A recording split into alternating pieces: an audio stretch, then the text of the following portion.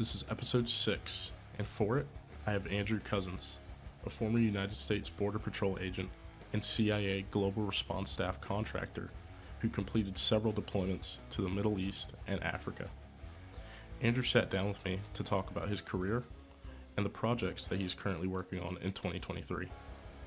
Andrew is also a novelist and the author of A Failed State, an international war on terror novel. He also has 2 other books, one of which is currently in the works. I hope you all enjoy listening to this episode as much as I enjoyed speaking to Andrew. Before this episode starts, I'd like to ask you all to like, comment, and share, and don't forget to hit the bell notification so that you can receive updates on when episodes and other news is releasing. I hope you have a safe and wonderful day. Thank you. Yeah, I grew up in Chicago. I was Southside Irish, actually, to start it off with. And if anybody knows anything about Chicago and Bridgeport, essentially the South Side, it's a lot like Southie in Boston. Very segregated neighborhoods. We ended up fighting a lot of people in adjacent neighborhoods that was also segregated. It sounds probably a little bit bigoted, but I mean, neighborhoods fought other neighborhoods, just kind of the way things went. And I grew up kind of thinking I'd probably end up in jail with a lot of the friends that I had at the time, until my father moved us to the north suburbs when he got a better job, and ended up trying to fight kids in schools that never really knew what that was, man. So so I ended up getting a lot of trouble there, as opposed to when we would do the same things down in South Chicago.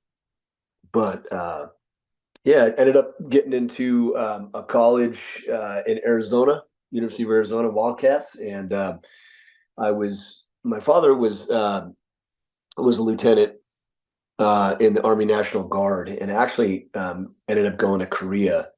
So his big thing was he didn't want me to even consider entering the military unless I came in as an officer. So at the very least, I had to go to a military academy, which he wanted me to do, but I wasn't interested at the time. I liked partying and meeting girls instead. But and I just gotta cut you off real quick. Yeah. I'm actually from Arizona, but really? ASU alumni. So oh, nice, man. Yeah, awesome. I was with a lot of guys at the time that were trying to get themselves positioned for pre-law, because that was when there was a big hiring boom for all the federal agencies. A lot of them were taking guys that had, their Juris Doctorate for law. That was kind of the precursor for FBI application status. And then they dropped the requirements. So a lot of guys that were pre-law now can end up applying to a host of federal agencies. So at the time, that's kind of what I pivoted to. And I applied to a lot of the same ones that a lot of the guys did that I was friends with, FBI, DEA, Secret Service. I mean, the whole host of them. And I made it to second phase in FBI. I didn't get considered for the DEA at the time because I had smoked pot within that 6-month or 8-month time frame. I had a puff of a joint, and I was honest with them, and they were like, "Well, you're fine. Just apply, another 8 months or another 6 months or whatever the time frame was, and you should be good." And I applied to the ATF, and I applied to, at the time it was Customs. It was pre 9/11, and Customs hadn't been combined with Border Patrol, and they didn't fall under the Department of Homeland Security umbrella because it hadn't been created yet. But I did get picked up by both Customs and the ATF. And the ATF at the time, you probably remember what was going on. It was the Branch Davidian compound. Waco siege, Waco shot off the roof and stuff, and we're kind of in the spotlight. So I pulled my app for ATF, went in on Customs, and then lo and behold, 9/11 happened shortly afterwards, and I ended up getting pushed to an air unit, which is now called I can't even remember. Can't remember the air. They have an air and marine unit. Is it BORSTAR? Well, BORSTAR and BORTAC fall under the air and marine unit. Okay. Or they use essentially they use them as essentially transport, but I ended up doing both.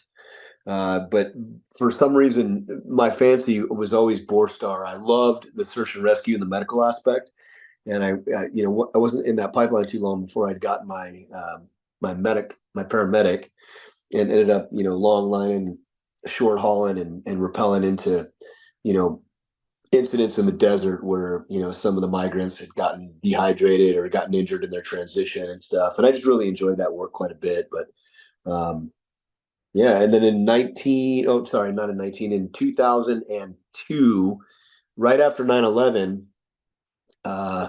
the Winter Olympics were going off in Utah, and every agency expected to get the United States to get hit again. So everybody was ready for the next big, uh, catastrophe on the terrorism front. So they pushed, I think, 8 federal agencies. I think it was 8 federal agencies into a 16,000 square foot hangar in Mountain Green, Utah, including us. And there was probably like 2 or 3 helipads there, but they put close to like a dozen aircraft all over the place on that around that deck, and everybody was trying to play ball right after 9/11, afraid that they'd miss out on something cool. So that was my first exposure to guys that claimed that they were working for the State Department, if you know what I mean, right? Yeah, yeah.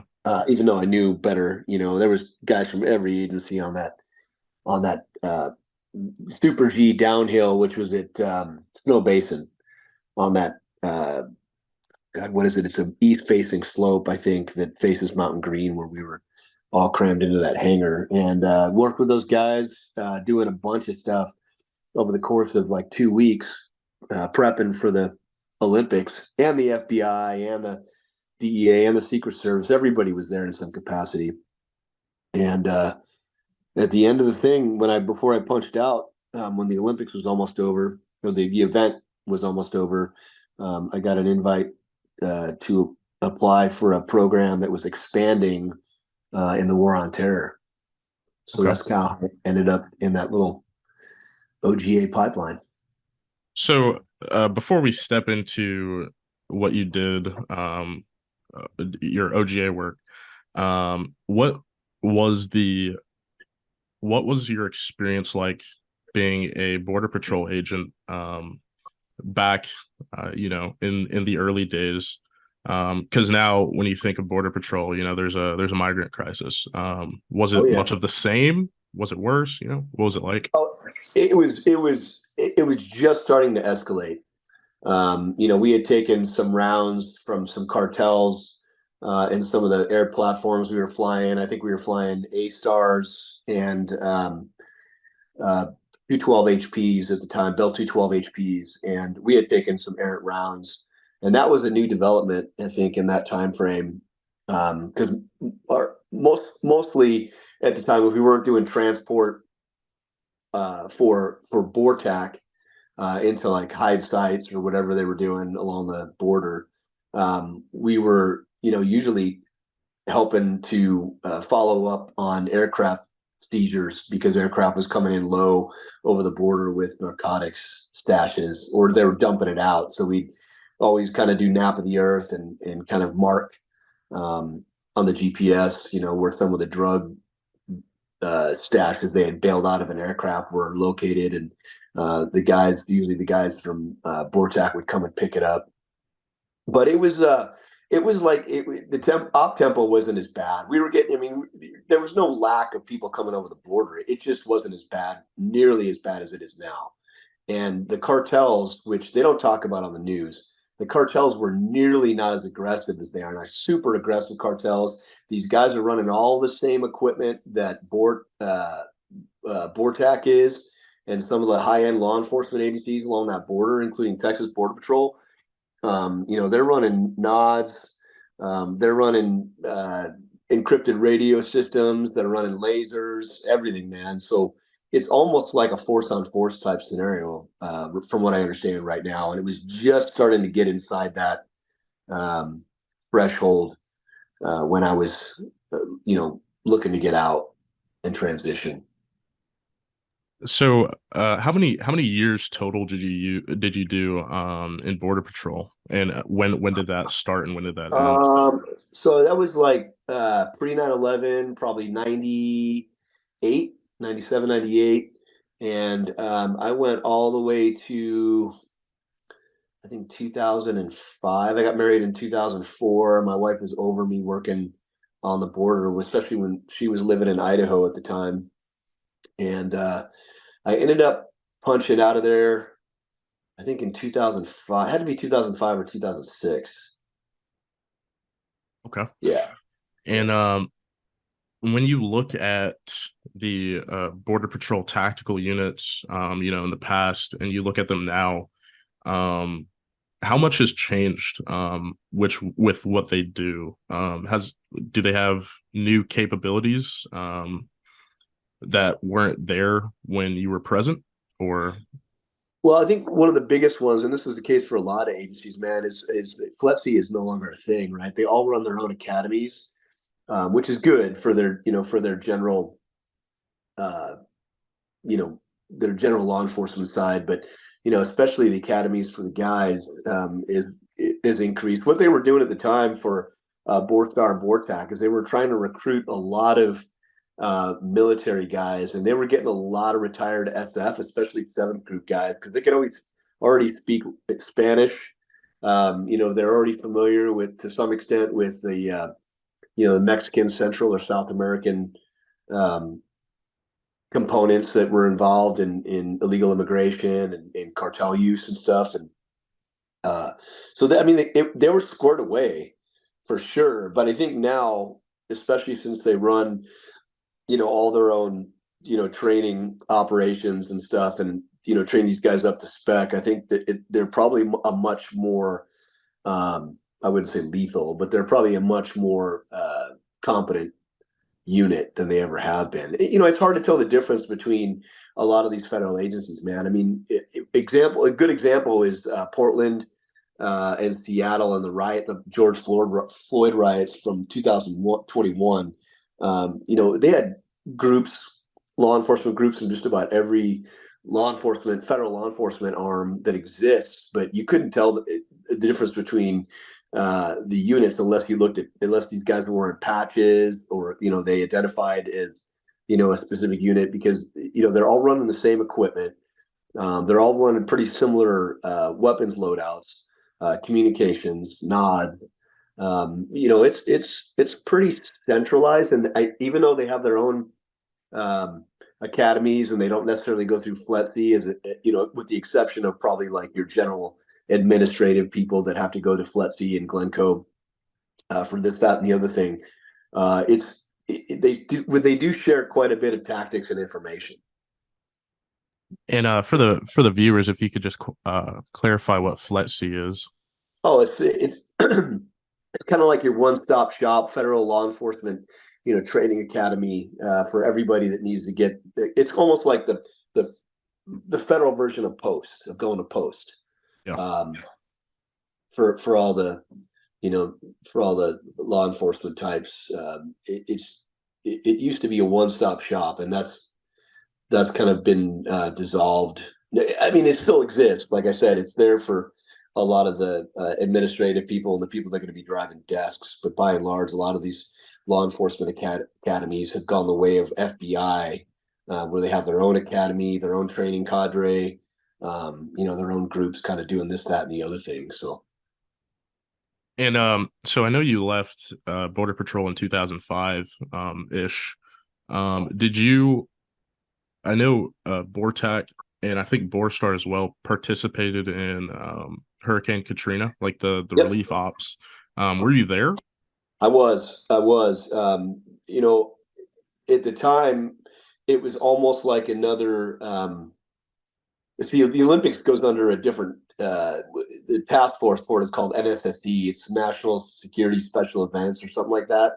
And essentially, it's a task force that comes together for special events, whether it's the Olympics, whether it's you've got foreign dignitaries coming in for a big event.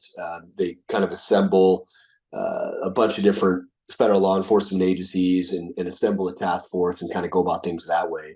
But it was pretty similar for Katrina, but when FEMA was involved, I mean, they threw everything at it because you remember it was a kind of a colossal fuck up, and Oh they yeah. wanted to kind of fix that broken wagon, so to speak. So at the time, I mean, it was DOD, it was,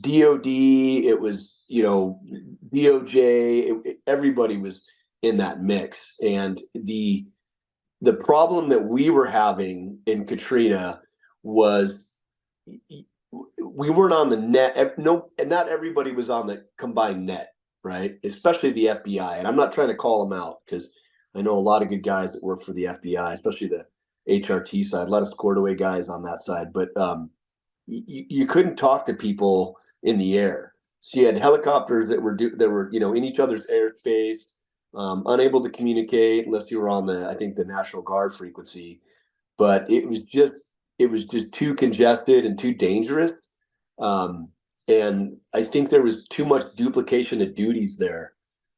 So what they ended up doing is pushing us out of St. Tammany Parish, where we were pulling people off of roofs, and we went down to I think Biloxi, where we were cutting people out of roads and stuff like that because they were having trouble.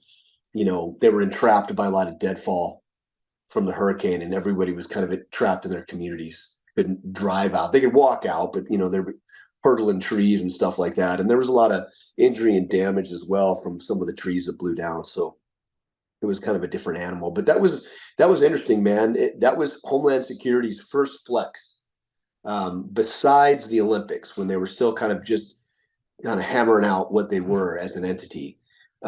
So when I say flex, I mean everybody kind of fell under the DHS directive, even the DoD at the time, because obviously the DoD can't operate without a federal agency involved, and everybody brought their toys.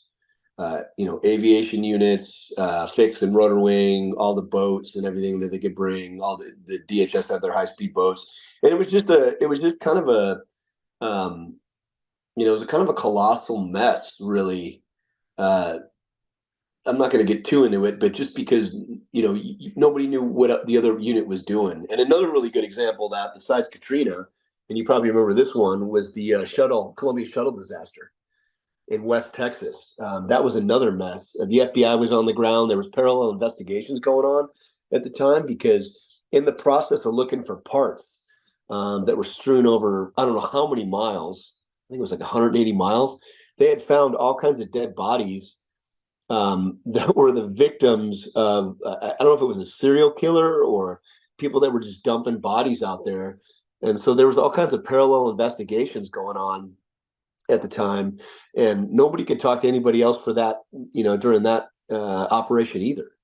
So it was like people trying to get hold of the FBI on the net, people trying to, just not playing well with others and stuff like that. Everybody had like a kind of a wake up call as to, what we needed to do to kind of do a joint effort uh, for Columbia as well.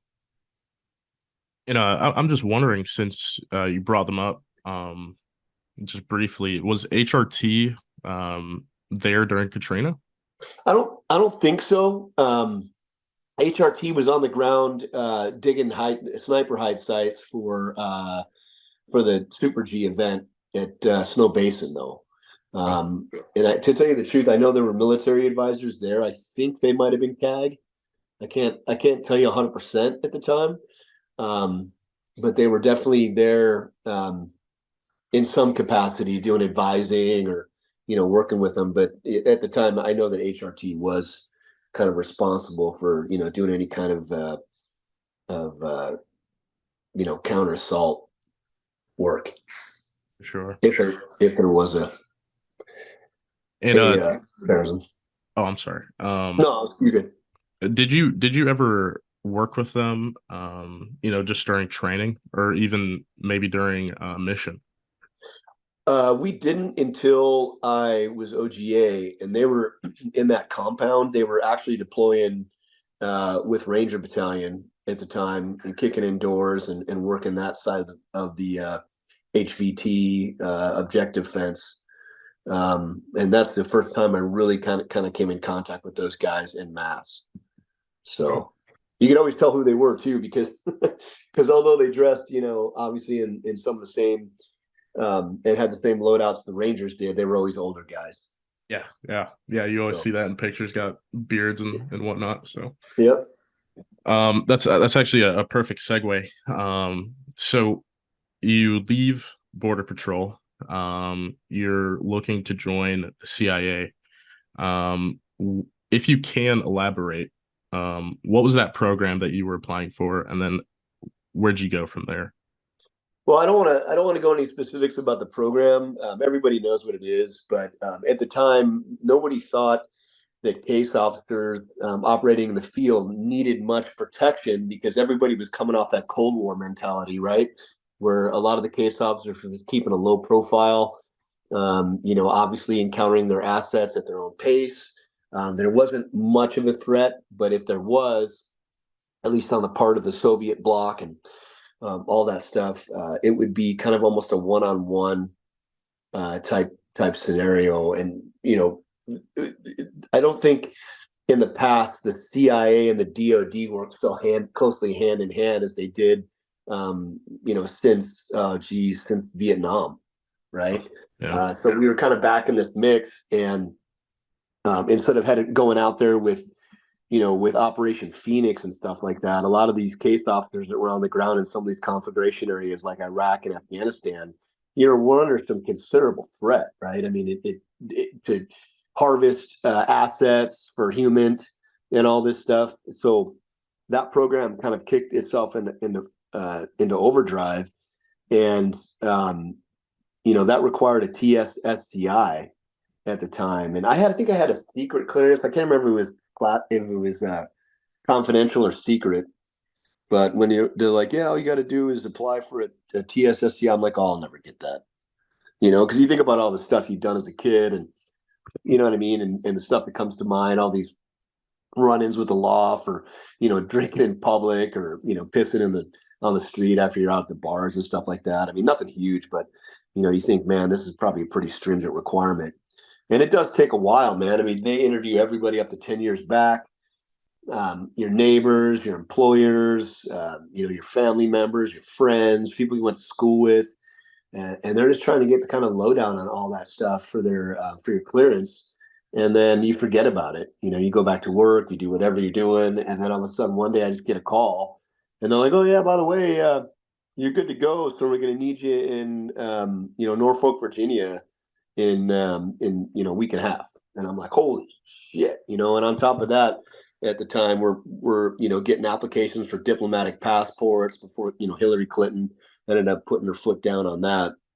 But just a lot of stuff. And at the time I was married, I had little kids. My wife was pretty freaked out. It just came all too soon, too fast. But they were trying to staff those conflict zones as quickly as they could, so they could get some of the case officers out there and scrape intel. Um, yeah, so it was just a kind of a whirlwind, and it wasn't really like a any kind of training. You had to show up with competence, and I think the difference was for me is I was rolling into a lot of this with guys that I kind of looked up to. I mean, some of these guys that were, in my vetting class were guys that a couple of guys had come from Marchenko's Red Cell. And Jesus I Christ. was like, holy shit, man, you guys are like legends. And it was just intimidating, man. It was. I mean, I had fired, heavy weapons and stuff, but I'd never like picked up an AT4 or, you know, um, you know, uh, uh, just a bunch of the weapons that these guys were used to using. And there was no immediate requirement to do that, but there was an AK fan. We had to have familiarization with the AK platform. We had to shoot tombstones with the 240 and the 249. It was a little intimidating, from somebody that had limited exposure to it, especially with some guys that still had shrapnel in their bodies, and were going into the contracting side of stuff. So yeah, it was an interesting time, man. It was an interesting time, and like I said, I met people from across the spectrum, across the SOFIC spectrum, right? So guys from just about every unit you could. I think we had one guy from Delta at the time. We had a whole bunch of guys from the SEALs. It was SEAL heavy at the time, actually. And while I was in it started to transition more to guys that were, leaving 4th Recon, Ranger Battalion, um, a lot of SF units, stuff like that. So, yeah. So you actually brought something up that I was going to ask earlier, but um, being that you prior to joining the CIA, you had only really known Border Patrol, BORSTAR, BORTAC. Um, how did you get into BORTAC with such limited experience? And then what was it like competing against other people in that CIA selection process with that limited experience? So, I guess to address BORTAC first is I happen to get exceedingly lucky, because at the time the proliferation of legal immigration and the security concerns because the immersion of the cartels and kind of like the militaristic side of things where they were starting to kind of arm themselves similar to what um, you know I guess not the National Guard or the military would how they load themselves out, required kind of a ramp up. It's almost like when they stood up Marstock. That's kind of what I compare it to, I guess, a little bit. Is guys just have to make that jump, right?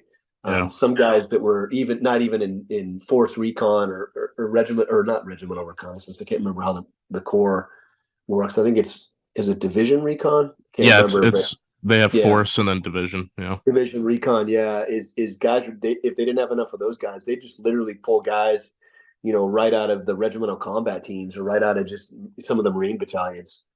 And that's kind of what I stepped into. And I think I almost stepped into the same exact thing on the agency side too, right? I mean, they were just expanding this operation because myself and a guy who was from a DEA fast team, and that was his only past experience, were the only two guys without soft experience. Later on at the time, they were picking up guys from the Marine Corps, from some of the battalions because they had seen a shit ton of combat.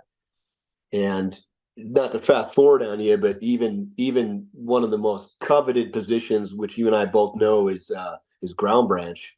Oh, I even know a couple of guys that got into ground branch, even though the statement of work says that it needs to be 8 years meritorious experience in some special operations unit. I know a couple of guys that made it in the ground branch just because of the amount of combat they saw and the responsibilities they had, as either staff sergeant or gunnery sergeant, in that in their respective deployment. And it just is all about timing. I literally sat with another guy during a briefing who was from 10th Group, who was asking. We were at the agency sitting down for a briefing with some of the guys that were now uh, chief of base and chief of station, and who had been former ground branch. And the guy from 10th Group's like, "Hey, I was wondering, since you guys had, come from that pedigree, what the easiest way for me to get into that was." And they kind of just looked at him and were like, "Yeah, we don't take vanilla SF." And they weren't dicks about it because these guys were pretty cool, but they were like, by and large, they don't take them, and that was accurate at the time, right? They just didn't take guys that didn't have a very high degree of soft experience. But as things ebb and flow, um, at the time they couldn't find anybody potentially that was available from that background, and they changed the statement of work at will, and then make sure these guys have have meritorious careers in their respective Marine battalion, and pick them up if they need them and stuff. And it's like I said, it's all about timing. Because to hear him tell a guy from 10th Group that he wasn't necessarily going to be considered, and then find out a buddy of mine that was in the Marine Corps got picked up without any MARSOC or Force Recon experience, I was like, holy cow! But it's just a matter of being in the right place at the right time. for sure. And you bringing up Marines and ground branch, I'm not sure if the timelines meet up, but did you know Douglas Zambik, or was that did he die before you got into the CIA? I think so. We had a bunch of guys, guy from GRS, that that goes by the call sign of CT. His name was Craig Fuller. He got caught in an ambush, but he was kind of doing double duty between GRS and I think he was moonlighting for another organization at the time. And there was a couple of guys when I got to Jalalabad. There was a couple of ground branch guys. I don't know if that was the guy that took the frag, because a couple of the insurgents had thrown a couple frags over the walls, and he was just happened to be on the other side of it. He was a ground branch guy. I can't remember what his name was though, so I don't think we're talking about the same guy, or it's a different guy entirely. Okay. Yeah, I was just wondering, because Doug got killed 2007. He was leading like a surrogate force when he got killed. So I was just wondering if you'd ever run into him or if you knew of him. But before we delve into a little bit of your career, typically ground branch guys are case officers or employees, if I'm not mistaken. So do they draw from contractors as well? To Well, that's a good question, man. So the way the team hierarchy works is only the team lead is a staffer, right? So everybody, and that's the way it works across the spectrum too. No matter if you're doing GRS, ground branch, if you're doing other stuff.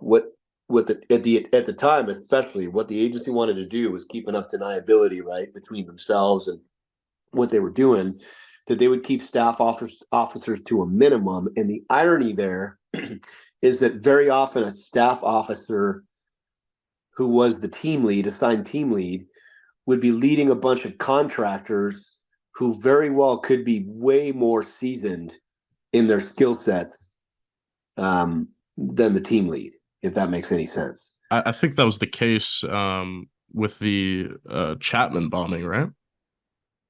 I can't remember, and I don't want to wade necessarily into that if I don't know enough about it. But I mean, I knew a couple of guys there for sure, but I think that might have been an issue. I think that might have been a bigger issue within the agency itself. Okay. You know, I don't want to, yeah, I don't want to wade too much into that, like I said, because I don't have tacit knowledge of what befell there. I just knew a lot of the circumstances were pretty shitty. For sure. Um, I don't blame any of them, but yeah, and again, I think it's important for everybody to understand that ground branch guys, as badass as they are guys that came from, like I said, meritorious careers in special operations, and then get trained, like you said, then get trained in the case officer, human asset, intel acquisition side, right? So they're able to, do things like, for example, like determine if somebody is necessarily being uh, is lying about their knowledge base, or do limited amounts of field interrogation, or manage assets and make promises to deliver on what they promised in return for the dissemination of an intel, right? So these guys just become a lot more of a combined like you said, case officer, special operations guy. And there's actually two sides to ground branch. There's the side that we experience quite a bit, which is the guys that work with a lot of the indige forces, right? And eventually try to push these guys to the front, where they're the ones that are kicking doors so they can go in after the fact. And once they're trained up, and then interview or interrogate all these assets for follow-on intel, and do their SSE work. But there's also a side that is the covert side that, of guys working on their own, right? Doing whatever they're doing. I don't want to go into too much detail because it's not my place to do so, nor I think I don't want to get any phone calls in the middle of the night. But yeah, so these there's two sides to it, and the side I saw were the guys that are working with the indige side that come from pretty storied units. okay. And so you step out of selection for this program that you joined. What when you get to your team, or if you got to your team first. How did that go? And then what was your first deployment like? So my first deployment was in Pakistan. I can't tell you where, but in Pakistan, and it was a pretty remote location at the time. Very little support. Like I said, I was deployed with a lot of guys that had come from some pretty um, crazy careers, right, in special operations. And I think by and large, I was kind of in the spot where I really had to kind of prove myself to be a good guy that had, that carry my weight, do what I'm doing, and just be a productive member of it. And that probably took a little longer than most, just because of my background. But I think by the third deployment to that AO, I was kind of doing what I said I would do, and pulling my weight and holding up. And we'd we'd have a lot of downtime, so we'd have to spend a lot of time in the MMA gym, and in the weight room, and obviously we do QRF when we weren't doing other stuff, and you got to help out here and there unloading the aircraft, because of the fact that the base was so austere. But I mean, it eventually went pretty well. I'm very good friends with a lot of the guys that have left those units and have kind of moved on to other different horizons in their lives. A lot of guys that I know are now deploying to new AOs like Israel. Some are in Ukraine, or like, I shouldn't say that, but some are probably near Ukraine.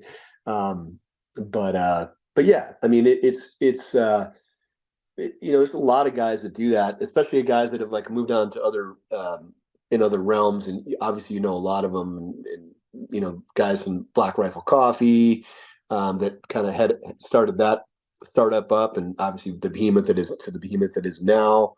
Sean Ryan, although I'd never met him in theater, is another good example of guys that kind of did that line of work for a while and then left.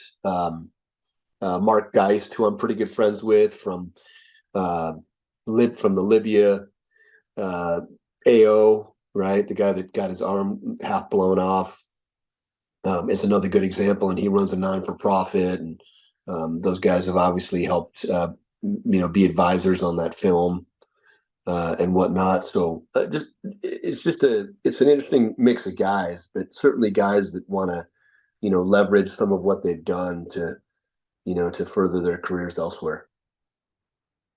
So that Pakistan deployment, I don't want to ask about specifics, but were you guys doing ground movements or was it by air? How did that work with the Pakistani government? Oh man, that's probably something I can't touch. It was really messed up at the time, really messed up. And there was a lot of concern later on. I think early in the war, when the military was first on the ground there was a lot of cooperation, right? But I Yeah. think later in the war, there was a lot of distrust. And you know why, right? It was, first of all, it was I can't remember his name, but I had met him. It was the guy that had shot a couple of, I think it was in Lahore. He had shot a couple of Pakistani gentlemen on a motorbike when he was in a moving around in a mobile capacity. Yeah, Um, I think I've heard of that. I can't remember his name though. yeah, and that heightened a lot of tensions there. And then, of course, it probably goes unsaid that everything that happened in Abbottabad, with Bin Laden did too. So the distrust kind of went through the roof. They ended up kicking everybody out of the country anyway. Eventually, shortly after the Bin Laden assassination, but um, it was messed up. It was pretty messed up, and there was a lot of at the time where I was, there was a lot of fear that we would, like, the guy that got jammed up in the in the Pakistan legal system. There was kind of a fear that that would kind of happen to a lot of us as well. So they were doing everything they could diplomatically, but at the time we were having problems getting in and out of there. So the Pakistan trip, you finished it, and then what year was this, by the way? I think I did before I pushed into Afghanistan, which was probably one of my best series of deployments. I think the last deployment I had was 2011. Okay. And so you come back from Pakistan, your first deployment. Um, what did you learn, and did you feel more comfortable after that deployment, or was it just the start? Well, 100%. I mean, it was a very austere environment. We didn't have much backup. It's not like we could get fast movers coming across the border, right? I mean, they had to do an act of God to get that to happen for the Bin Laden raid. Um, so everybody wasn't under the illusion that we would get saved um, by a bunch of guys, just hopping across the Afghanistan border with their flags flying and stuff. It was understood that we were kind of on our own in Indian country, and I think um, at the time they had actually brought in some guys from Ground Branch that were kind of working with the CCTs that were in the group on how to call in airstrikes, but nobody knew what aircraft were going to be doing that. Would it be, Pakistani aircraft? Would it be Indian? Nobody knew, and that just kind of heightened the nervousness among the group. So we were kind of in our own bubble. We were kind of shut off. I mean, we had internet, but the guys couldn't have social media. We couldn't communicate a lot of details to the outside world. So it was just kind of a weird time, really. But So, following that deployment, um, what was your next trip? so I did uh, 3 or 4 deployments to uh, Jalalabad, which at the time was a pretty developed base. It was at Fob Fenty. It was on the other side of the flight line. I mean, it was like stepping into a country club, man. I mean, OGA there had private chefs. They had, state of the art gym equipment. They had, you know, some of the nicest hooches I had seen. Cat 5 internet cables run in. We were running both AFN, Allied Forces Network, and Indian satellite television, which played a shit ton of American movies and game shows and stuff. Um, it was just it was probably one of the better series of deployments I ever had, and we were co-located there with a whole bunch of guys. Um, obviously not just ground branch, but they had worked in. Um, I don't even know if I can say this, but it's Task Force Omega. Yeah. So it was a Yeah. combined task force of guys. At the time, it was Dev. I can't remember what squadron, but it was Dev, and then they had transitioned to I believe to Second Battalion, Ranger Battalion at the time. The Rangers did an outstanding job. I mean, they were just solid guys over there, but um, it was a really really really good assignment, and I deployed with really good guys. Eventually, I ended up making my way to a pretty austere location, kind of near the Iranian border, inside Afghan, near the Iranian border. And at the time, the Iranian Quds Force was working closely with tribes in the area and just shoveling those guys really like uh, a lot of munitions to use on the American forces. So we were getting hit with some pretty big uh, munitions, rockets, mortars, on a regular basis, and that was an interesting deployment as well. We kind of went back to a little bit of an austere footing there. We were in Alaska tents instead of like hardened structures, and good deployment as well. And then shortly after that, while still in the same theater, we ended up kind of in Bagram, which, gosh, at that time, I think there was 20 plus thousand troops there um, from all different varieties at Bagram, and ended up doing a couple of deployments there, I think, to close out Afghanistan. So this may be difficult to answer, but what was the average day like for you and your team? And there's a lot of people that don't quite understand what your unit does. So what was your guys' mission in Afghanistan day to day? I think by and large, I mean, to boil it down to its base, definition is we were security for for the agency guys, right? So we perform security for them on a regular basis inside the wire, and then outside the wire, we are security for, any attempts to collect intel from assets, processing assets, whether they came in the wire, whether they wanted, to provide that outside the wire. It kind of was just it's just kind of basically providing that high level of security. So you did everything, right? You did essentially as a if you were to boil it down to a billet, you were security, you were search and rescue, you were medical, um, you were you helped with processing. I mean, it was just really kind of a wear a whole bunch of different hats type scenario based on what the agency staffers needed. And there's a whole bunch of people that kind of would come through with different needs, right? You got case officers, you got um, you know uh, uh, staffers that were targeters, you got ones that are analysts, you got your chief of base, chief of station. I mean, sometimes you'd even have, other folks in the mix. You'd have State Department, you'd have, other federal agencies. You'd have, if you were dealing with PF Omega at the time, you'd have stop guys. I mean, it changed quite a bit, depending on where we were at, um, uh, you know, what we were doing. And, sometimes it was a lot of downtime.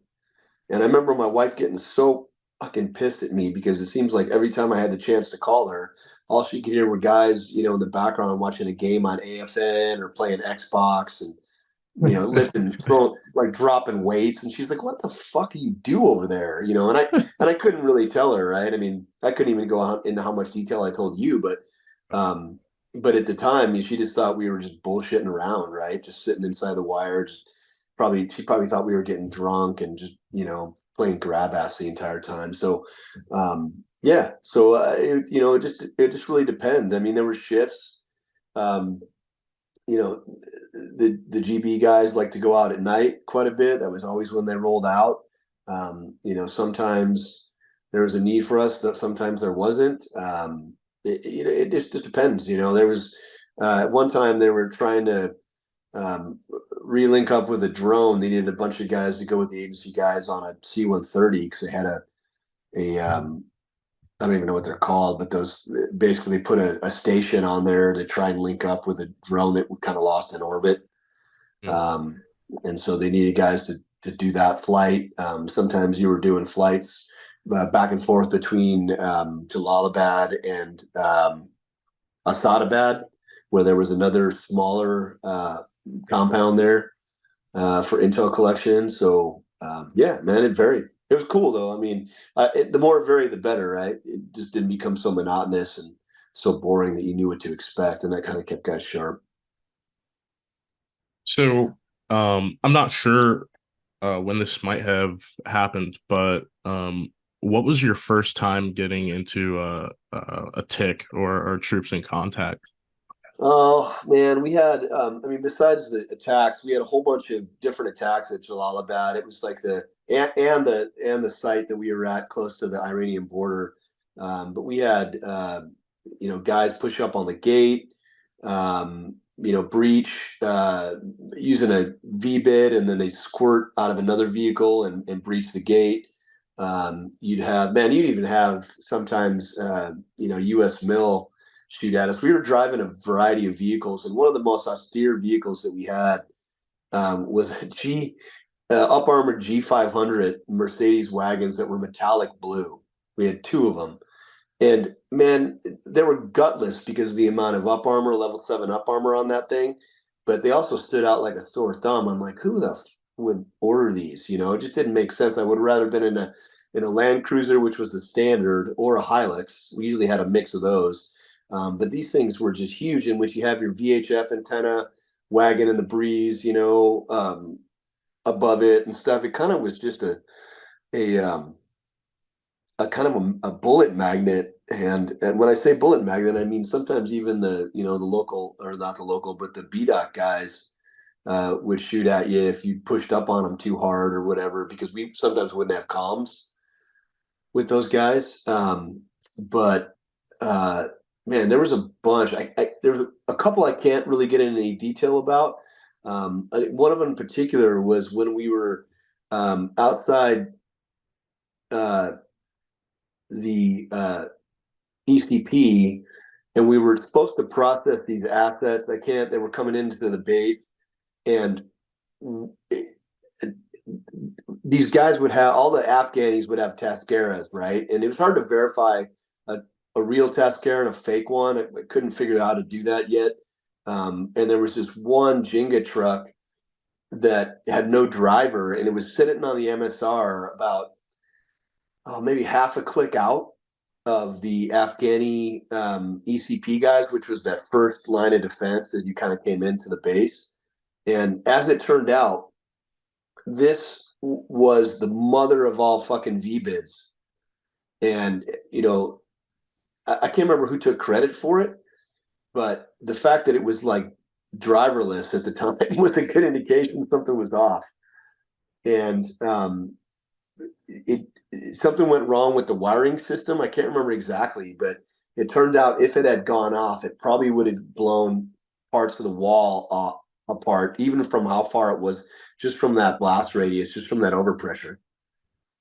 But yeah, and just to be around, just to be within like spitting distance of that thing, and not really realizing what it was until after the fact. And this was like half a day later, after they got EOD out there and determined this thing was, basically like ineffective, but was wired essentially to blow with a remote switch, and they couldn't get it to work because somebody had fucked up the wiring on it, or something of that nature. But yeah, I mean, it just some really unique instances, but nothing that was just like hardcore firefight type stuff. I mean, by the time you got your bearings, sometimes you realize that these guys would just shoot and scoot, right? And they just squirt off to somewhere. One of the bases had a town that you could see from where you're at, and that was the most unnerving thing, is seeing all these dark windows, right, and realizing that you're within effective range of a lot of weapon systems that they carry, whether they're Dragonovs or what. But you're like, oh geez, and always trying to keep your eye on that window. But by that time, their TTP was good enough. They wouldn't be shooting, from the ledge. They'd be deep within that structure, lining those crosshairs up. So it kind of freaked a lot of guys out. So, was it common for you guys to get into gunfights, like even if they were one-sided? Did that usually happen, or? No, but you take shots occasionally anyway. A lot of times, there was dark enough tint on a lot of these vehicles, and they were moving fast enough along the MSR that it didn't attract a lot of attention unless somebody knew what to look for. In fact, Craig Fuller, that died in 2000, was it 2008 or 2009? I think it was 2009. The problem they had is that when he was doing route reconnaissance for the client, for the agency guys, he went one direction and then came back the same direction. And that was always the tip off for the insurgents, right? Is that these guys were like, oh, if they had AQ command and control, these guys were scored away enough that if they see a vehicle coming back, a couple hours later or an hour later after doing, route reconnaissance, they knew it was going to be probably an agency vehicle, and they were going to do their best to kind of do a hasty, checkpoint or hasty ambush on the vehicle itself. So you just try not to draw a lot of attention if you rolled out during the day. A lot of times when we were processing assets at this one base outside the wire, we were on foot, but we were always kind of within stone's throw of the ANA, the Afghan National Army, or the Afghan National Police, which you didn't trust either, right? You couldn't trust a lot of these guys either because there was a lot of green on blue scenarios during that time frame as well. But I mean, that did give you some level of comfort, right? If they weren't pointing the dishka at you and they're fucking in their trucks, which they did a lot, even though I mean it was inadvertent, right? They weren't pointing it Yeah. at you to be aggressive, but they just wouldn't watch their muzzle discipline, and they're always flagging us with it and stuff. But um, yeah, I mean, you just try to blend in, you try to be there, um, very in very short durations, and you don't ever go on a regular schedule, right? You try to vary your schedule quite a bit, but that was often very up to the staffers and what they preferred to do and stuff. And some of the staffers, unfortunately, were guys that were right out of Ivy League schools and then put through the agency's training. And Pipeline. what's that? They just were fresh out of the pipeline. Yeah, they'd be at Camp Peary, they'd be at the farm, and then get boots on ground and think they knew everything about what it took to operate, in a war zone. And a lot of times guys would, as you probably saw in 13 Hours, man, guys would put their foot down hardcore on a movement or on a, something that they, wanted to do. So. And did you personally have any instances like that where, you know, the planning that was given to you was just not safe at all, and you just stepped in and had to stop it? 100%. It wasn't me. It was our team lead that would do it a lot, but he would always put his foot down on a variety of stuff. And the nice thing about it is they would, often than not, they would listen, right? I mean, that's what we were hired for. But, if you heard a bad call, they weren't bashful. We weren't bashful about, grumbling about it or about, having an issue with it. And if it was outright dangerous, a lot of times our team lead or our C1, which is the head contractor, would step in and say something, even more so than some of the staffers that were team leads. Like I said, some of the staffers that were team leads were guys that had been exposed, special police officers for the for McLean, right, and had come from a pedigree like that. Sure, they had additional training, but it was almost like that LT listening to that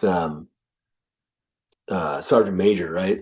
Yeah. Deal where obviously the LT's right out of the academy, or didn't know as much of what he was doing as sergeant major. So you'd almost have that latitude to some extent.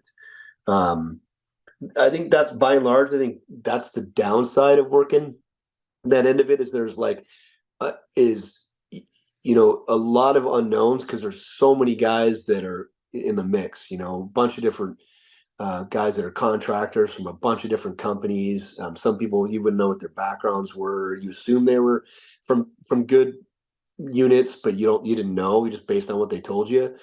We had a guy, and I tell this story a lot. We had a guy from Fifth Group that was a sergeant major.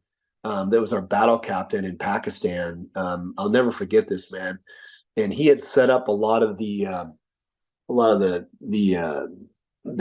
or the outposts, right, that had heavy weapons and stuff to kind of form a perimeter around the compound and stuff that we were doing. And a lot of these didn't have interlocking fields of fire.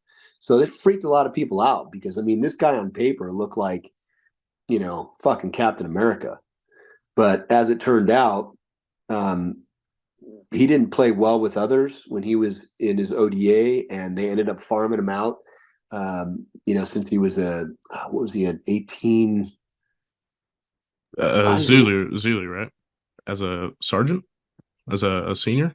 Well, he was a senior, but when he was an ODA, before he had attained that rank, he was a weapons. Yeah, he was a weapons Bravo, guy. Bravo, Yep, he 18 was an Bravo. 18 Bravo, right? He was a heavy weapons guy, so he knew how to, deal with all these heavy weapons, and that's why initially, besides being a sergeant major, that's why he was pulled to be a battle captain. But it turns out like they farmed him out, pulled him off ODA and farmed him out to a bunch of Air Force bases to train a lot of their staff on heavy weapons. And then he, it's like you fuck up, move up, right? It's like he ended up getting pushed through and being promoted through those different pipelines. And he was just actually ended up being a shit show. And he actually ended up shooting oh man, I'll never forget this. We had a maintenance guy, and these guys would walk along the airstrip, if it was nice out, sunny out, and there wasn't a cloud of dust over it, but they'd walk along the airstrip, with their shirts off to get some sun because they're usually working on gen sets or stuff like that all night. And they ended up taking a 40 mic. We had HK 69s is what we were using, and he took an HK 69. We were firing chalk rounds out of the Cheeto rounds, and he ended up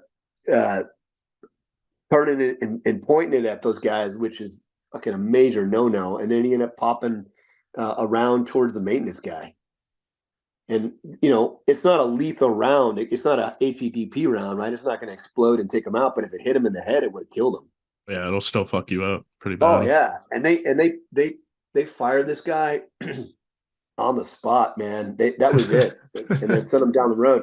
And so many people were so ecstatic because we had guys, with tons of combat experience from, man, it was good buddy of mine, John Prucha from 3rd Range Battalion.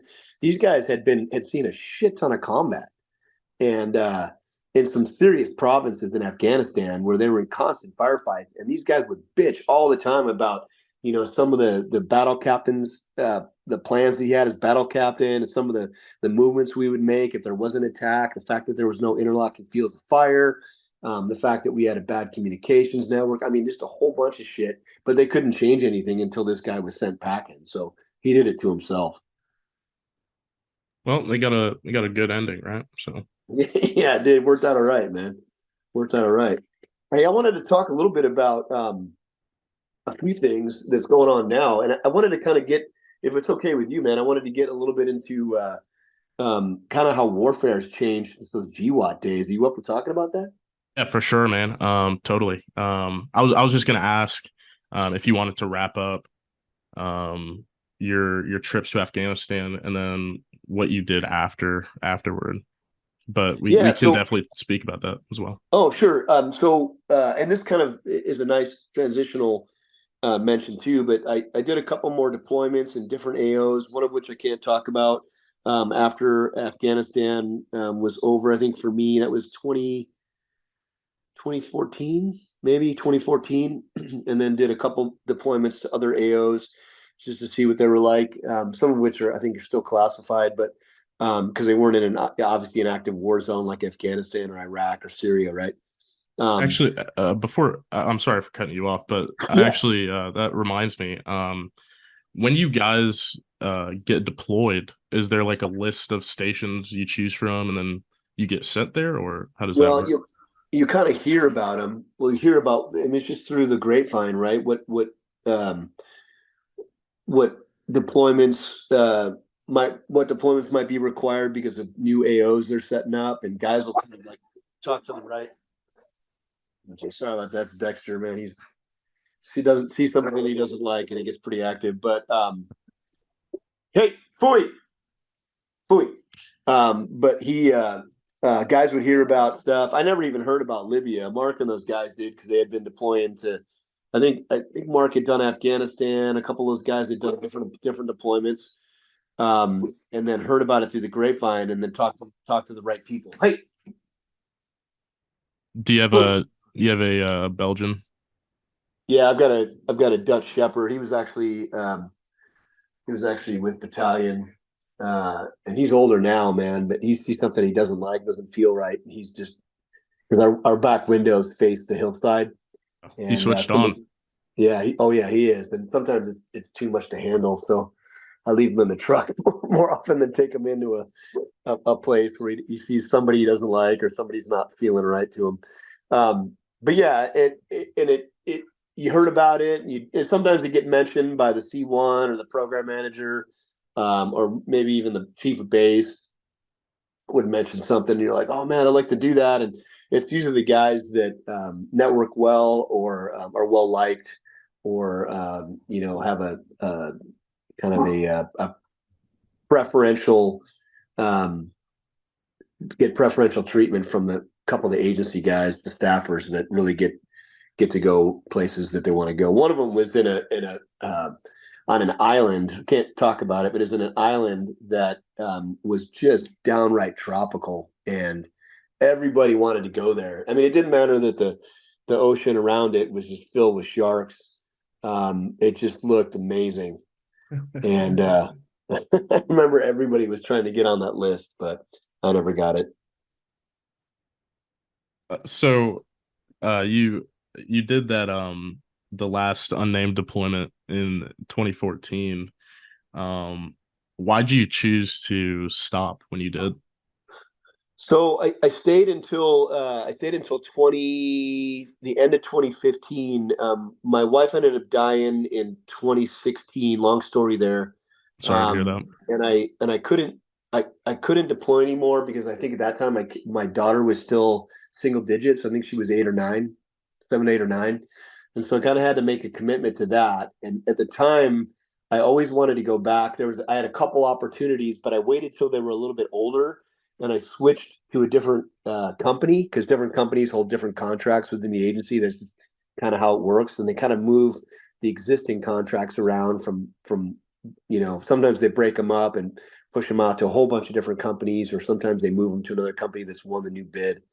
But I switched to an existing company and ended up going to Africa with the client to do kind of an advanced team reconnaissance, a little bit of reconnaissance work, and ended up pushing into some of the existing conflict zones that you're familiar with, Mali and Burkina Faso, a little bit into Ghana, and did a little bit of work there, but it was short. It was a couple weeks.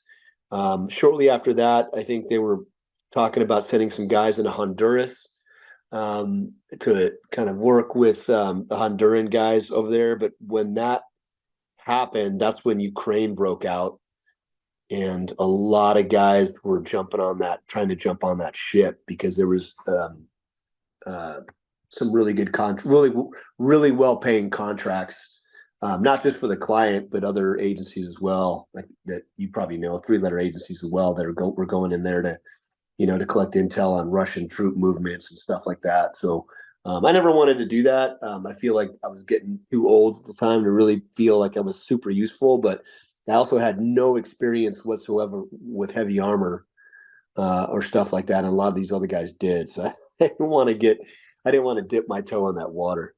Yeah, for sure. Yeah, but that's a good time to talk about warfare changing, right? For sure. And that's the one thing my buddy from Ground Branch, the guy that was a Marine that I told you about, um, he was the first one to say, he goes, man, this isn't the GWAT. He goes, the guys are coming over here, wearing light kit, expecting to like run and gun, right, to be able to jump out and maybe do a recce of of a couple buildings and stuff. He goes, that shit just doesn't happen. He goes, it's guys are getting shot at by heavy caliber rounds, anti-air stuff like that. I mean, lots of mines, lots of booby traps, um, you know, tons of anti-personnel drone work. And we're not even talking about the drones that I was used to in Afghanistan, right, or Iraq. We're talking about like modified drones that you've seen plenty of images of, right? Dropping grenades or doing surveillance for drones that are dropping grenades. There's suicide drones they're ramming some of the the Russian air with. Um, I didn't even realize that until I talked to a couple of guys that had gotten back, but it's just a completely different war. Everybody thought initially at the outset it was going to be almost like a World War II warfare type scenario, right? With armor versus armor and all that stuff. But Yeah. you incorporate all this anti-personnel movement, all these drones that can kind of zip overhead and drop frags on the heads of some of these guys, or ram an APC or a helicopter. And man, it's just a different animal. I mean, talk about increasing the stress levels, right? Holy cow. It's just completely evolved, and I'm sure the evolution will keep happening. I mean, if we see future skirmishes, I'm sure we're talking, quite a bit about cyber warfare and advanced any troop movements or any insertions. We're probably talking about, man, just a variety of technology that just makes everybody's jobs a lot harder. So, speaking on that, with the way that the conflict in Ukraine is going right now, how do you think that would influence the CIA's mission and also GRS? Man, that's a really, really good question, and it's hard to say. I haven't stayed in touch. I got one buddy. He was actually the main character in my book. Call sign was Loki, and his name is Austin. And Austin was over in Ukraine for about 6 months, maybe less, maybe four four months or so. But he was over there, and I have not talked to him yet. A lot of these guys are break glass in case of war dudes. They're junkies. They want to stay in the mix. They want to stay sharp, and the only way to do that is constantly deploy. They don't have, they're either not married or they don't have families, and that's just what they love to do, and that's what they're going to consistently do. They feel at home there. So, by and large, he he and I haven't tied in together. I know he's kind of got something going on with the YO Ranch down in Texas that's being stood up by a bunch of guys that I know that have left Black Rifle. So they're kind of running a really high end ranch for civilians to do high end training, possibly some law enforcement groups in Texas as well. But to kind of rival Darcy, I guess, a little bit.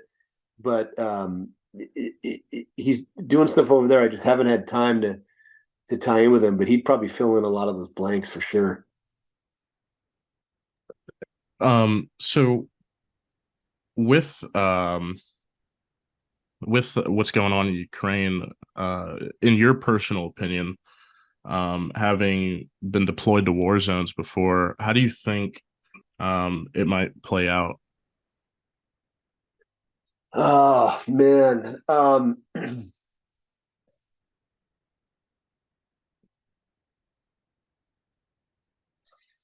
I mean, I think intel collection is going to be difficult over there, right? Because I don't know if you saw the footage, but just I think a couple of days ago they had a Ukrainian national walk into I think there was a meeting. I can't remember what it was about, but it was a meeting about something to do with the Ukrainian war effort over there, and he walks in and drops 3 frags in the Oh yeah, meeting. and he just Yeah, stood there. He just stood there while yeah. they Oh blew yeah, up. yeah. I mean, and at the end of the day, man, I think that there is so much organized crime involved on the Ukrainian and on the Russian side that have influence and power. You got Wagner Group, obviously, that was somewhat eradicated. I don't know what happened with all the guys that were kind of left over. That had a lot of influence and power and tried to kind of flex their muscle a little bit over there.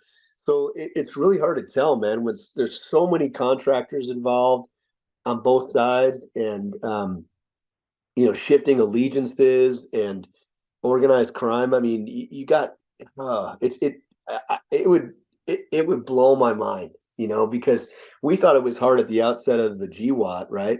Trying to recruit some of these guys that might be Uzbeks and Tajiks and stuff to try to kind of infiltrate uh, the Taliban and even somewhat the Al Qaeda and eventually the ISIS Khorasan side. I mean, that seemed difficult, but I think now it just seems like 10 times as rough, right? With all these shifting allegiances and all these different organizations that exist, I think it'd be really tough for a case officer to kind of do their due diligence and get what they need to get intel on the Russians and what they're doing and what they have planned. I mean, it's yeah, um, because the Russians have active intel networks going as well, and that was the one thing that didn't really exist by and large in the GWAT is that they didn't really the Al Qaeda somewhat, but the Taliban certainly wasn't running any counter intel. and they weren't doing too much intel collection on their side. Well, now you have you have a superpower that's running intel collection and counter intel, and it just I think it makes everybody's job a lot more difficult. I think the thing that people fail to realize is that many of those Eastern Bloc countries, the way that those militaries work is that a lot of these units they're not aligned necessarily to the government. Yeah. They're just aligned to an oligarch who gives them the best kit, So 100%. I, 100%. I think that what people fail to realize is that the hardest part about this conflict isn't finishing it. It's definitely what will be left of Ukraine afterward. Yeah, well, I agree. And like you said, all the oligarchs and where they're putting their money and their influence, right, is going to play into that as well. So I really think that's a mess. You don't see that as much with Israel, Hamas, and Hezbollah. I mean, that's kind of a return to normal, if you ask me, man. Although some of these are backed by Iranian Quds Force more so than they were in Afghanistan, because I think Hezbollah is a direct conduit. And if Hezbollah gets involved, I know they're a lot better funded, a lot better trained than Hamas is. But it's a return to normal a little bit there, because it's just it's a quandary, if you ask me, in Ukraine and what's happening there. But like I said, if I ever get a chance to talk to Austin and I'll pick his brain, man, I'll get back to you on a lot of this stuff for sure. For sure, man. That sounds great. Yeah. So with with this will be my last part on Ukraine, and then we can move on. Sure. But with Ukraine, um, I'm trying to think of the way to word this. How do you think it will affect the manner in which you know intel agencies carry out their missions? Because it's a complicated space. Very It's not permissible at all. And we know the CIA is down there doing things. Um, how do you think that zone will make the groundwork for future ops? Oh man, that's a tough one. What a lot of people misunderstand is that they just think it's just a conventional war. They think it's just a bunch of guys slugging it out. And I know Putin's holding a lot of his troops in reserve because he's still worried about NATO pushing in, to across the Russian border. That's his biggest concern. So a lot of his crack units, right? A lot of his elite units are still being held in reserve. But I know that the GRU is pretty active, and those guys are extremely squared away, right? I mean, I put them up there with, just about any developed nations, intel and espionage guys. So I know there's probably active collection going on for them as well. I kept waiting for something to come to light where they had a little bit of an understanding of what the Americans were doing. Do I still got you? Yeah, I'm still here. I'm still here. Sorry, just trying to shut down an incoming call. But I honestly feel that complicates any efforts on the part of collecting intel to the extent that we used to do in the GWAT. I think the amount of intel that came in during the GWAT was so much that the difficulty there was really collating and sorting it, right, and determining what was actionable. I think it's the opposite here, where we're getting limited intel, not enough to really, plug these missing holes, and that's why, you know, there's a lot of kind of unknowns in this war effort, because either there's counterintelligence operations going on, or we're just not getting the assets, whether that's human, whether that's SIGINT assets, to be able to kind of put our best foot forward, as a, at least as a support element for the Ukraine war effort. Yeah, it's really messy, especially considering a few months ago, there was the leak from the station in Ukraine. Yeah. Yeah. Um, so I, I just it's very interesting to try to um look at the actual scope that Russian intel has, because they know a lot, and it's really worrying how much they know actually.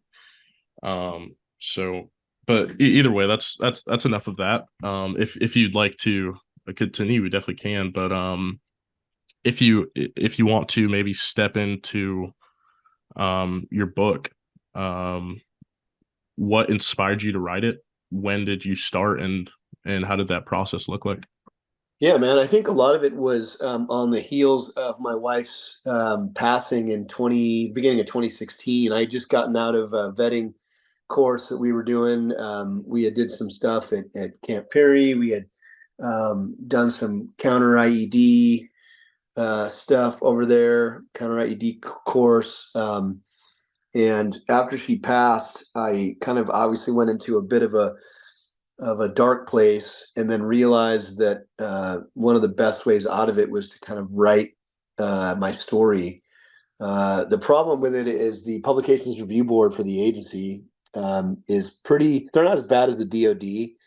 Jack Carr ran into that issue with the DoD quite a bit, where they'll sit on stuff for months and months before redacting it or asking them to make an adjustment. So the publications review board, the PRB, was actually pretty prompt. I mean, we're talking a couple weeks, maybe 4 to 6 weeks, getting stuff back. But they redacted a lot of the original autobiography that I had um, drafted, because I wanted to talk about my story, but I also wanted to give a pretty in-depth background as to what I was dealing with downrange.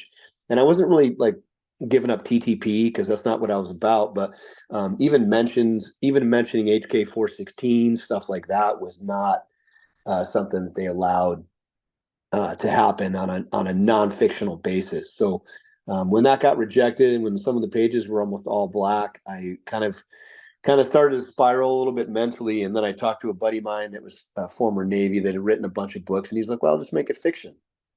He goes, "I think you'll probably be able to push something through like that." And then when I did, I changed a lot of stuff, changed names, slightly changed a lot of details. Um, Hardly anything got redacted at all. And that was at the same time that Joe Rogan started becoming big. He was still on YouTube. And a buddy of mine from here that I never deployed with, but is also with the agency, named Mike Baker. He's pretty infamous because he's on a bunch of shows, Black Files, Discovery's Black Files, and a bunch of others. And that time, I think that was his second Joe Rogan program. He actually mentioned my book right before SHOT Show in January. And I couldn't keep enough books on the shelf. I mean, they were flying off the shelf. I was selling a ton of, that was my first book that was a failed state. It was selling a ton of them on ebook format. The Audible was in the process. So the Audible wasn't done yet, but that was done, I think, 6 to 8 months later. And that was selling pretty well too. So I was just getting a really good reception to that. And then I ended up doing a book signing with Eberly Stock and their booth at the SHOT Show, and ended up selling a bunch of copies there. Spent time with Mark Geis and those guys who had obviously helped with the book, or written the book with a writer, 13 Hours, Secret Soldiers in Benghazi. Spent considerable time with him at SHOT Show, and he had a book signing there as well. So it was just a really good time to draft that book, because the war still hadn't been drawn down yet. We still had a presence in Afghanistan. And I started my second book, which went into Syria a little bit, and operations in Syria. That one was called Cost of War, or Relapse Cost of War. And then I was working on my third when COVID hit. So that kind of shut everything down. It's probably important to mention, though, that because of that, and because I had um, some connection with Jack Carr and some other folks who have done some really good technical advising and some uniforms and some set designs for some of the past um, shows that have been on, including Lioness, including the SEAL Team series that moved from CBS to Paramount. I've gotten involved with a project that's online right now, which is probably, I can't mention what it is, obviously, because of NDAs, but man, it's super exciting. And the chance to kind of get involved on that in that process and with some of the people that have been in some of those shows with I guess a high degree of realism, because you always gotta, right? You always gotta parlay realism with what the director wants to do for entertainment value. Yeah, for sure. Yeah. Yeah, but just the guys that are involved with some of these productions that I've gotten the chance to talk to and meet. You probably know some of them. Tyler Gray, obviously, is pretty active with the SEAL Team series. Um, Justin Melnick, who actually comes from a law enforcement canine handler background. A lot of these guys, are going to be involved with some pretty exciting programs in the future, and I kind of hope to be, working with them. So I think that with these shows coming out, personally, I'm not too fond of SEAL Team. I do enjoy it for entertainment perspective, yeah, but I think it's positive that they're coming out, especially because we left Afghanistan 2 years ago. Um, yeah, so there's people that want to know what types of things guys went through, or men and women, so I think it's positive. I like what Justin Melnick and Tyler Gray are doing for sure. They definitely make the show um more enjoyable from a military perspective.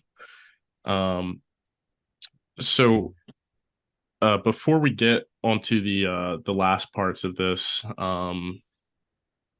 what is your book still in work or in progress, I should say? yeah. So the hard copy sold out. God, how many copies I had? I think I had 2,500 or 5,000, somewhere around there, copies, and all those sold out over a year ago. And I've been trying to. Company that originally did the print work for it went out of business after COVID, so I've been trying to kind of port it to another company, but it's still available on ebook and Audible. Um, Relapse is not an Audible, but it's on ebook, and I do have hard copies of that.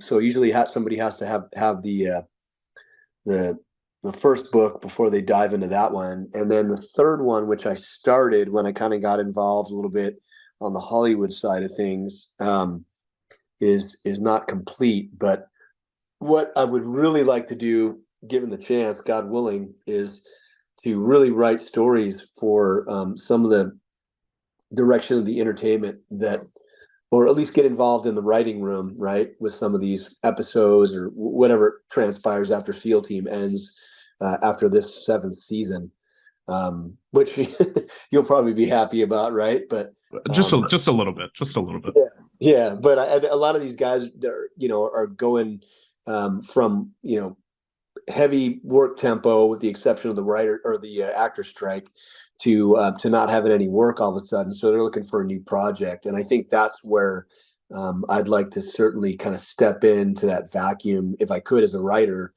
and help draft some of the stuff people are looking to do to fill that SEAL Team void, at least for a televised series.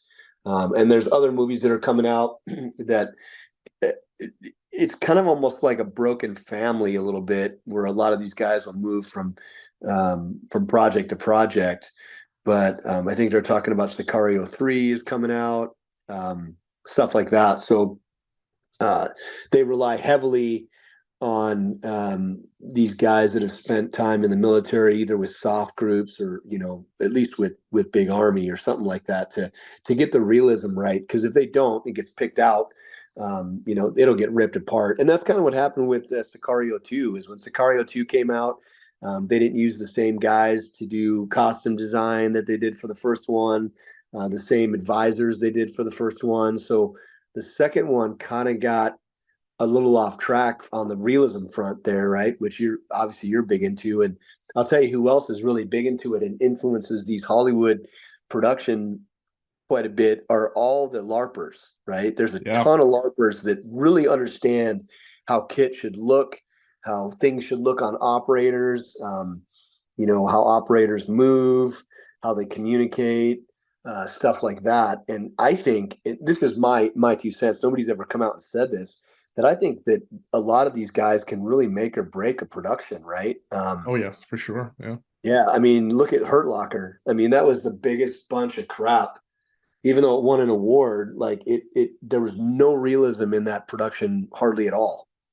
And people were kind of really upset that she didn't seek out, the director didn't seek out, the correct, um, military technical advisors that she should have. And what actually brought that to light quite a bit, believe it or not, was uh, what's his name from Black Rifle when he produced his own range Matt for Matt Matt Best. Best. Yeah, Yeah. Matt Best. Yeah. So Matt kind of held their feet to the fire a little bit, man, and was like, "Look, if you guys aren't going to do this the right way, we're going to do it and show you what idiots you guys are." And I think that was the beginning of the revolution um, in changing a lot of the stuff. And I say that because when I reviewed Lioness, I got contacted by guys from that production, and they were like, "Hey, man, we just want to know what you think of this, and if you think we did a good job, and we if we picked good advisors." I'm like, "Yeah, I think by and large." And like again, you have to parlay that with the director's need for entertainment value. But I think by and large, they did an outstanding job because I found out, and I didn't even know this, that they didn't have any agency guys at all in that advising structure. They had soft guys, and obviously, soft guys to a large extent have worked with Ground Branch, right? And Yeah. have worked with the agency enough to know a fair amount, but they did a good enough job in that capacity that I thought personally, having spent 7.5, almost 8 years running those kind of operations, that they did a pretty outstanding job comparatively, and I was impressed and talked to these guys at length about it, and they're going to do season two. Um, with different, not different cast, but different lioness, right? Because they didn't necessarily hire the same lioness back who did the Middle East. They're going to do a different AO, is what they're talking about, which I like. But they're going to kind of try to shore up what they thought, you know, were some of the shortcomings in the first production, in part based on some of the suggestions I had. So I found that pretty exciting, man, for sure. And you were talking about Hurt Locker, and actually it reminded me. They actually I feel like the reception that movie got made Catherine Bigelow. I wouldn't say wise up because I'm not a director, but maybe wise up a little bit, and she made Zero Dark 30 a few years later. So She did. She did. And Zero Dark 30 was in metamorphosis because at the time they were producing it, the Bin Laden raid hadn't happened yet. And that was really cool to see because they integrated that last minute. But some of the agents, and some of it was bullshit, right? But some of the agency interactions they had were pretty good. And you know, Jalalabad that they were launching out from in that show didn't look like I remember it to look, right. But by and large, the viewing public doesn't understand that, so they just took it as sacrosanct. But I really think that it was. I really think honestly that it was just such a cool representation of what the agency's capacity is and how they can kind of insert themselves into the war effort and provide value. and I know that a lot of people who watch Zero Dark 30 will be like, we don't want to watch this agent or officer rather, this officer run around, collect intel. We just want to see the raid. But I mean, the majority of the work that is done is, running around finding agents, making agents. And I felt that from what I've heard from people who did that type of job, that it was pretty realistic for what it was, especially a 2012 movie. Yeah, yeah, I do too, man. And it was kind of in that space where where they were just kind of starting to get an understanding of I guess of how that whole realm worked, right? And I say that because that's really a subculture. And that's what I really got out of Lioness, was that somebody knew how that subculture works. Because the way these guys talk to people, even the guys that are on the seventh floor at the agency, and the way they talk to politicians and the way they take pride in their work. I mean, I was like, wow, somebody knew what this was all about. Like, somebody had input here, valuable input. So it's good to see, and it makes it a lot more palatable when, guys are sitting in their couch that have done something and they want to watch something that has, both entertainment value and decent historical context. Yeah, man, it's definitely Zero Dark 30 is definitely one of my favorite movies. I haven't watched Linus yet, but definitely want to jump into that one of these days. So Yeah, you should. I think I want to get your take on it, because I've sent a lot of people that direction that thought it was complete bullshit, and then they watched it and they were like, "Wow, like that was pretty good." Like, there were some pretty good scenes in there, and you can pick out what the director's fancy was, right? For example, in the opening episode, they were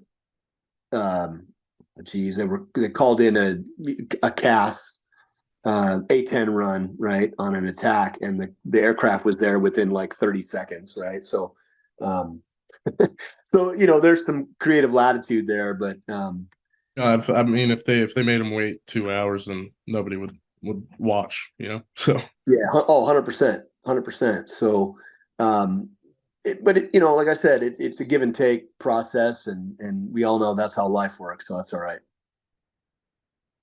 so with that being said, we can just move on to closing out if that's fine with you. Yeah, Um, yeah, absolutely. so what are you doing today? Um, and yeah, we'll just go from there. What are you doing today? So for me, I think I'm going to focus pretty heavily on this new project involving writing and in Hollywood, and kind of the next step. I think that's something that I feel pretty passionately about. I ran a training company for a while that did some stuff, some pretty cool stuff. I feel like there's a million of those right now. Everybody's got a training compound. Everybody's teaching, their idea of TTP. Some are more sketchy than others. I tried to staff my company with guys with some, real experience. I had a guy who had left the FBI. I had a guy that was with Oakland SWAT, and we all know they have lots of trigger time, if you know anything about Oakland. And then I had guys that had spent 25 years with as an 11 Bravo, and then we're doing law enforcement work and stuff. So guys that really kind of kept their finger on the pulse of tactics. But I think by and large, just seeing people go to like their local Krav Maga gym to learn how to do room clearing kind of taught me that this is just really, unless you're running a multi-million-dollar company and you've got both civilian and military and law enforcement contracts, which we were starting to kind of push that direction. We had a DOE SRT contract, and we were doing some stuff for some of the sheriff's departments, but that's irregular income, and unless you have regular contracts and new ones replacing it, and you do equipment, which we started to push into as well, you're really going to be fighting the tide, and it's just not something I wanted to do. I found that to be more exhausting than being deployed, if you want me to be completely honest. That's what I hear from most who have Yeah. had the same experience. Like, deployment life was really simple, and then they get back home and there's a bunch of questions. So Oh, 100%, 100%. And I'd rather just kind of let other guys like fight that out and all that crap, and just leave it there. So, I like to do this. Excuse me, I cut off. I like to do this with guests that we feature. Um, if you could go back to when you were 18, would you do everything that you did the same?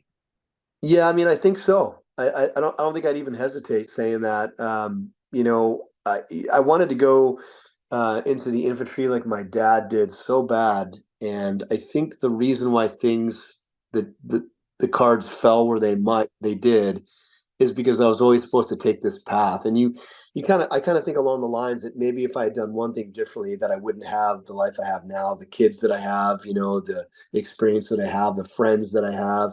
I mean, one of the best things ever is going to SHOT Show and seeing guys I deployed with, seeing guys from different units that I met, seeing guys that I had met since I've been out, do in the training space. And it's just like a huge ass reunion. And I just, I really enjoy where this path has kind of taken me, and I don't think I would change a thing. And just one last thing. I was looking at your page the other day, your Instagram page, and I saw the post of the Afghan midget.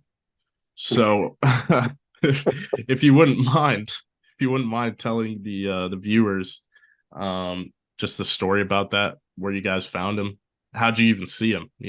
So that was the guy that took the picture with him, man. Was his call sign is Dragon, and Dragon's kind of another. When I talk about guys from storied units, holy crap, Dragon's one of them, man. So he's from 12th Group, and if anybody knows anything about 12th Special Forces Group, which is defunct, by the way, these guys were jumping out of. I mean, this is Cold War, right? This is Cold War era and slightly post Cold War era into the 80s. And these are guys that were jumping out of the aircraft. He was jumping out of the aircraft with a tactical nuke between his legs. At Yeah, the demolition teams, right? yeah, the green teams. Yeah, yeah. So this guy was like no fucking joke, right? He was in his late 50s and still qualifying uh, for the PFT, which included a mile and a half run for time. I think it's God, doesn't have to. I can't remember what the time was. I think it's 10:30, which isn't too bad. But there's a dummy drag in there as well. So you got to drag a 180 pound dummy 50 meters, and he was killing. He was still killing it. Um, and he was at the time when they still could. He was big on taking photos with the Afghans. I think they were occupying the compound he was in, which was Coast, which is attached to Chapman, Yeah. um, which is the what are they, the local Uh, guard force, the the LGF. KPF, I think it is, Coast Yeah, Protection KPF. That's it. Force. Yep, the KPF guys.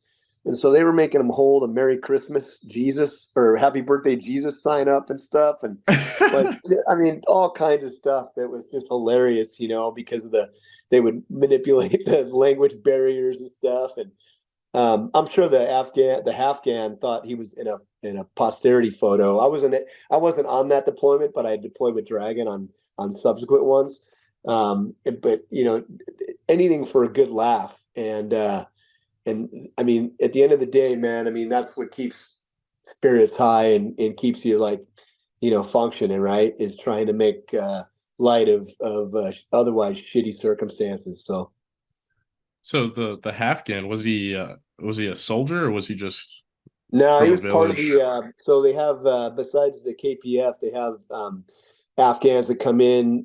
Some of them are merchants and will be able to sell stuff on base with a base pass because they've been put through Uh, biometrics and vetted, all that stuff. And then others will come in and actually do stuff like housekeeping or you or guys had Afghans that made uniforms, right, as well. Oh yeah, yeah, 100%, 100%. So there was guys that did everything on the base, and I don't know what he did on there. I can't remember, but he was one of the guys That that is would come great. in regularly. So yeah, yeah, good times for sure, man. So, I mean, that's really all I got for you, man. Awesome. It was great talking to you, especially for the first time. It went really well. Um, so I don't have anything else for you. Like I said, I do have some questions I'll ask you offline. If you Sure. don't have an issue with that. You bet. I just gotta think of them. So, No worries. but either way, man, it was great talking to you, Andrew. Loved it. Definitely could have you on again at some point if we have a topic to talk about. But yeah, man, thank you so much for your time. Yeah, man. Thank you, and I really appreciate you as well. I think I really hope you stick around because, like I said, a lot of guys really enjoy. I mean, Austin follows you, man, right? And I Austin, think yeah. that, yeah. So I think it's Outlaw Austin is his. And if you don't follow him, which you probably do, but if you No, don't yeah, follow him, I've yeah, followed that guy for a minute. Yeah. yeah. And I think a lot of guys really enjoy it. And I think that you bring, kind of entertainment and value to what guys have done and what guys still currently do. So, like I said, I really hope you stick around, man. Yeah, it's just the guy with the MP7. It's complicated. I've never really had anything like that happen before. But I think I'll stick around for sure. For Good, sure, man. good. I hope you do, man. Don't let guys like that get you down. There's always a few. Yeah, for sure. So, Everywhere. all right. Well, But thanks yeah, again, man. brother. And I'm Thank looking you. forward to seeing more. All right, for sure, man. Have a great day. Take care.